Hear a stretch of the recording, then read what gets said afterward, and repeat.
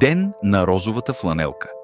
Защо всеки от нас е играч в отбора срещу тормоза? Това не е само ден за тениска. Когато стоим заедно, изключваме ударите и защитаваме отбора. Готови ли сте да играете агресивно за доброто? Историята зад розовата фланелка. Как двама ученици станаха герои? През 2007 година в Нова Скотия двама ученици стават свидетели на тормоз над момче с розова фланелка. На другия ден целият му клас се появява в училище с розови фланелки в знак на съпричастност. Тормоз като вирус в играта, ако не го спреш, заразява всички.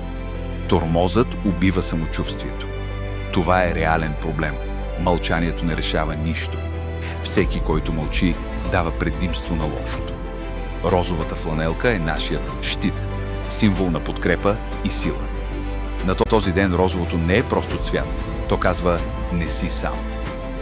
Екипният щит отслабва атаката на тормоза и дава сила на тези, които искат и могат да помогнат.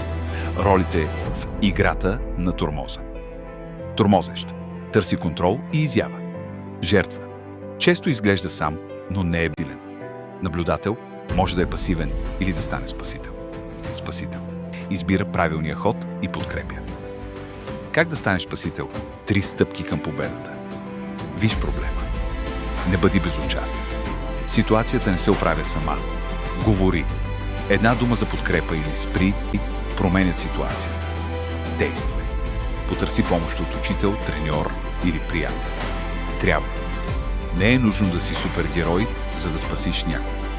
Малки действия имат голям ефект. Усмивка, въпрос «добре ли си?». Бъди играчът, който избира да помогне. Предизвикателство. Облечи розово. Бъди част от отбора. Заедно сме непобедими. Заедно можем повече. Тормоза спира, когато сме единни. Ти си част от отбора, който променя правилата на играта. Облечи се в розово и играй. Заедно печелим.